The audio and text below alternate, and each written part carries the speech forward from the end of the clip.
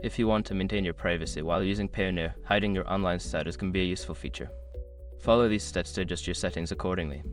Step 1. Log into your Payoneer account. Start by visiting the Payoneer website and logging into your account using your credentials. Ensure that you have a stable internet connection for a smooth login process. Step 2. Navigate to account settings.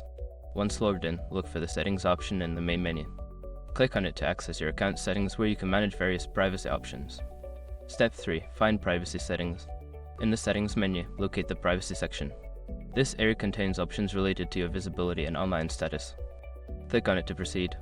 Step 4. Adjust online status. Within the privacy settings, look for the option that allows you to control your online status. You may find a toggle switch or checkbox that lets you hide your online presence. Make sure to select this option. Step 5. Save changes.